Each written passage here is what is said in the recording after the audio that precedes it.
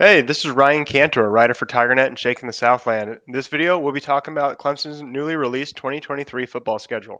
Joining me to do that is Matt Goldin. He's a fellow writer with me over at Shakin the Southland, and he's the host of the TigerNet podcast with David Hood. Thanks for joining, Matt. Yeah, Ryan, thanks for having me on. I'm excited to be on and to get to talk about the schedule that just got released. Yes, and on that note, let's put that schedule up. Duke on Labor Day, I think, is one of the more exciting things. Is there will be a national audience, a bunch of home games in a row, including Florida State early, an open date in the middle of the year, and then a fairly backloaded schedule. And that spring game is April 15th at 1 p.m. Matt, any initial thoughts before we start diving in? Yeah, before we get into the regular season, I do want to throw out that spring game is going to be the same weekend as a home baseball series with Notre Dame. Notre Dame finished fifth in the nation last year. Right now, on the preseason rankings, they're not ranked, but definitely a team that is usually in the top 25. So that should be a really just fun weekend to come up to Clemson, enjoy, the spring game and a couple of other games. Will be interesting to see if Will Taylor pulls the Kyle Parker special and double dips, plays both games. But yeah, that will be a fun time. So that's kind of my initial thought. And then just going into the season, excited to finally get back to Durham. We have not played at Duke since 2012. That means current freshmen were 7 years old the last time Clemson played at Duke. Yeah, we played Duke at home several times, but it's been quite a while since they went to Duke. I think doing it on Labor Day. It's good to kind of see the ACC start kind of getting the business a little bit. It feels like that game, if you put it on some random October Saturday, probably doesn't get a lot of coverage. But you put it on Labor Day, and you give Clemson a short week, but it's before Charleston Southern, so it should be fine. You create a national audience just like they did last year against Georgia Tech. That's good business. It's fun for I think Clemson fans. You don't lose a home Saturday, but you get to enjoy a full slate of the opening Saturday, and then kind of have your game ready. So that was one thing I was really happy to see. Um, I think the big picture here is they're moving away from division. So this is the first year without divisions. They have the 3-5-5 model. So Clemson's three rivals that they'll get every year are Georgia Tech, Florida State, and NC State. You see them on the schedule.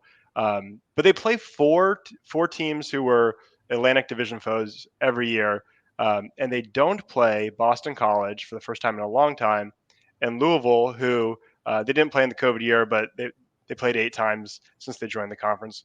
Your thoughts on losing? I guess we could start with Boston College. Your thoughts on dropping Boston College from the schedule? Sad to see it. Happy to see it. What do you think? I do hate that we're not going to get Boston College regularly because that's such a great trip to take for Clemson fans when we play in Boston. I mean, it's just a fun trip. It's a great city, one of my favorite cities. So I hate that. But as far as the quality of opponents, getting to see some of the Carolina schools more often, I think is going to be a great trade off. So not a little bit sad, but not the worst trade off in the world. So I'm pretty good with that. Yeah, I tend to agree with you. There was a little bit of interest with the McFadden O'Rourke Trophy and all that, but it felt like it was forced. It's not a real rivalry. They're up in Boston. They're watching the Red Sox. Um, Boston is a great trip. I did it once and really enjoyed it. But I think bringing in some more schools that are more traditional rivals, like playing North Carolina, Duke perhaps isn't a rival, but it's a much closer, more familiar long-term ACC team. I think that's a plus. And I think Boston College, like you kind of inferred, they could be pretty weak next year, losing Jerkovic, transfer to Pittsburgh, and Zay Flowers. So they could be in for a rough year. So I think dropping them helps Clemson's schedule. So what do you think about Louisville rolling off the schedule? Man, that was one that started out with a bang in the sense that the first 3 years of that rivalry were so great. The 2014 game, obviously a classic. 2015 that close win on Thursday night, and then who can forget Deshaun versus Lamar? I mean, probably the best game I've ever attended in Death Valley. Yep, same for me. So I definitely hate to see that one go, but it kind of like Boston College, it's an opponent that hasn't necessarily been top tier lately. They've had some up and down years. Never forget 2018 hanging 78 points on them or 76. Just it's I don't particularly think I will miss it too much. Kind of like Boston again. Louisville's a great trip, a great city that can be a fun trip, but glad to kind of see more of the traditional opponents become regular again. Right. Yeah. I think most Clemson fan that is a phenomenal road trip. You can go see some horse races and stuff, but it it's not a real rivalry for Clemson. They're a Big East team, so I do like bringing in, like I said, the more traditional ACC rivals. Um, Louisville, I think, is a sneaky, interesting team in the ACC because they don't play Clemson, they don't play Florida State or UNC. They get Kentucky, who they've struggled with, and they get Notre Dame in the non-conference. But in terms of how things play out in the ACC, they could be, they could play kind of a top 35 level and find themselves winning a lot of games. They go to NC State, to Pitt. Those will be tough, but they could be sneaky in large part because of the schedule. So that'll be interesting.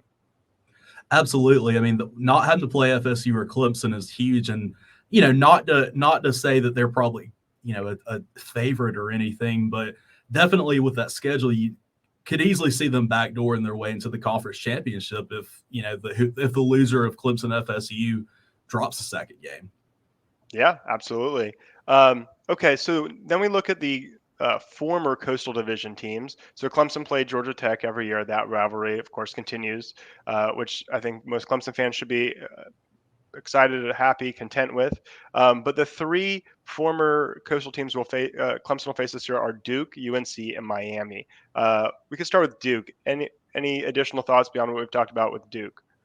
One thing that I think is interesting is if this game had been on a Saturday, you probably see at least 50% of that stadium being orange. With it being on the Monday night, I don't know how that's going to affect. It may mean as many Clemson people don't drive up if they've got work the next day. So it will probably be more of a pro Duke crowd than I would have typically expected. But overall, it'll be interesting to see what they do. I think a team that's on the rise, a team that's not the same old Duke that we used to know.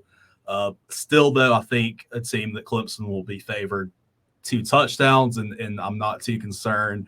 And probably hopefully will be a very vanilla win. I don't expect that that's a game we're going to learn a whole lot about Garrett Riley, because I just don't think Clemson's going to need to break too much out in those first 3 games, really. Yeah, and with Florida State in Week 4, they may want to keep some of that under wraps. But I think even just the base offense for Clemson could be a pretty interesting and in a national type game like this, sort of an opportunity to sort of display this is the new Clemson offense. So I think that's exciting. And Duke, while I agree it'll probably be about a 2 touchdown favorite, that feels about right to me. They went 9-4 last year, and they ended hot with they went 5-1 over the last 6 with the wins over Wake and a blowout win in the Military Bowl over UCF. Mike Elko won Coach of the Year. Leonard Riley is a good quarterback who's returning. So that's no pushover game. Maybe if it was in Clemson on a Saturday, it would be. But I think 2 touchdowns is about right. But I'm not going into it, feeling like I might if we were playing Boston College, for example. I think that's fair. I think that is fair. Thoughts on UNC? I hate that this game is going to be right before the Palmetto Bowl. I was really hoping that we could get, at least at least kind of a weaker team there to kind of have the little bit of a warm up before that. But it's going to be back-to-back weeks of probably maybe the 2 best quarterbacks Clemson plays this year, and Drake May and Spencer Rattler. So Wes Goodwin's going to kind of earn his paycheck those 2 weeks. Yeah, I was really hoping. I used to like it when Wake Forest would be that second to last week, and I know Wake is much better now, but they always seem to come out of the gates firing and being excellent and fading as injuries deplete their depth. I would have preferred Wake later and UNC earlier. Drake May is great. I'm not as concerned about UNC after seeing how they faded last year, and perhaps they'll do that again. But to your point, Drake May, Rattler back to back it's a tough quarterback combo to face to close the year. And like we said at the beginning, this is in terms of where the tough parts of the schedule are. Obviously, Florida State up front, maybe the marquee game, but beyond that, this back half after the open date is brutal.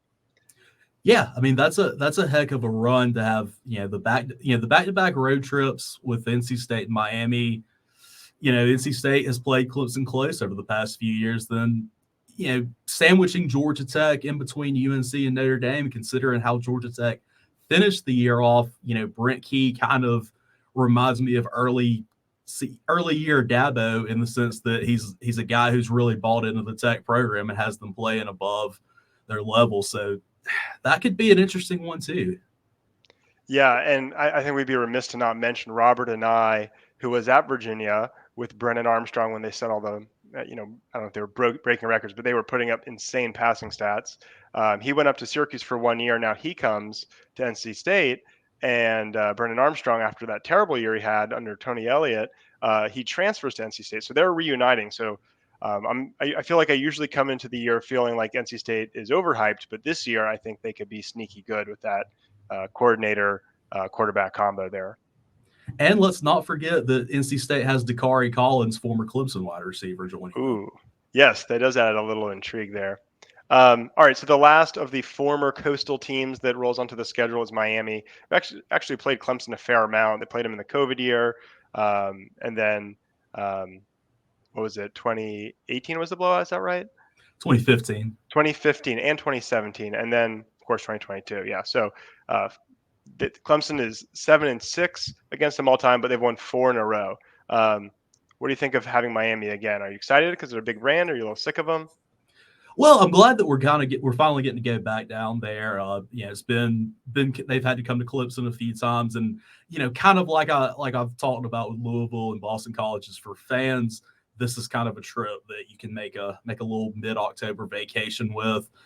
It'll be interesting to see what that team has going, because I know they had a lot of turnover with the transfer portal. I know there's questions about recruits that committed there that are maybe not happy with some things. It's going to be interesting. And I mean, that team was an absolute mess when they came to Death Valley last year. It'll be interesting to see kind of how that team rebounds this year. Yeah, they're so talented, but I feel like every year I say this is the year that Miami is going to be really good, especially with all the hype they had coming into last year. I really bought in, and I'm refusing to do it this year. So of course this will be the year that they're a really tough opponent. All right, well let's sort of back up and talk big picture. Your overall thoughts on the schedule, Florida State early, anything else that stands out that we haven't talked about? Maybe the biggest game or best game in your eyes. I think the best game is Florida State, but I think also the fact that it's early, it's like it's been talked about, does not necessarily make or break Clemson's season, or doesn't make or break Florida State seasons either. This year, no division, so the expectation is that game will be a rematch in the ACC championship in Charlotte, and there's a chance that both those teams will be looking at playoff. Both teams are going to be in the playoff talks. A lot of people are talking about Florida State because they have done a lot with the transfer portal. It will be interesting to get them early because, as we talked about with Clemson, there'll be a little bit of an adjustment period with Garrett Riley. It may take FSU a few games to get kind of gelled as a unit because you have guys that just haven't played together. So it might not be the instant classic that it would be if it was in mid-November, but it'll be a fun game. I think it's a really smart move for the ACC to put that early for 2 reasons. One, Florida State is getting incredible hype over this offseason. So whether they live up to it or not, they'll really only have that LSU game they could potentially lose. But if they win that, man, that's going to be a really highly ranked matchup.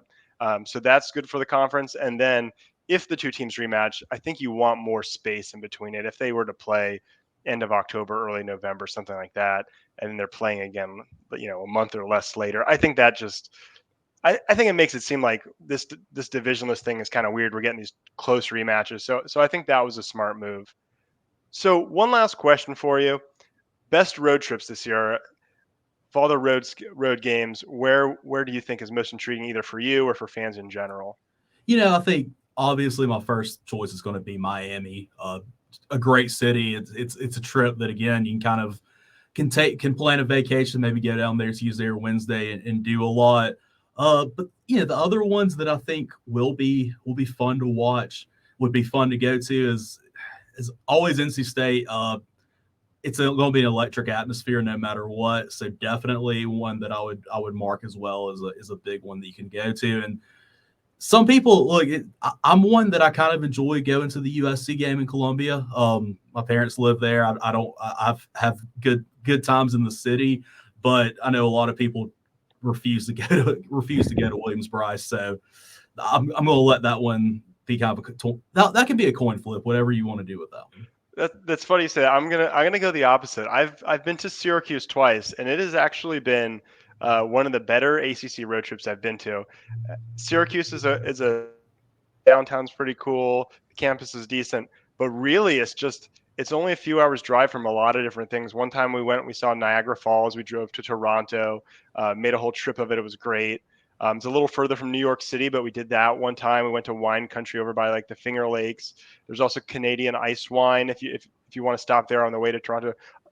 A lot of stuff you could do sort of around Syracuse, not necessarily in Syracuse, but you can make a fun trip out of that. So that's another one I would say Clemson fans shouldn't pass on necessarily, even though it doesn't jump out at you. Yeah, I think it's just one that it's like any college town. It's going to have its hidden gems. I don't think there's a bad road trip on the schedule, and I don't think there's a bad road trip in the ACC. But I think some are going to get more hype than others. I think Syracuse is one that, as you said, has a lot to offer that maybe people don't think about. Awesome. Well, we're obviously looking forward to the season to come. Anything else to add on the schedule? I think we've covered about as much as we can. Awesome. Well, I appreciate you joining. Thanks for doing it. Absolutely. Thank you. Yeah.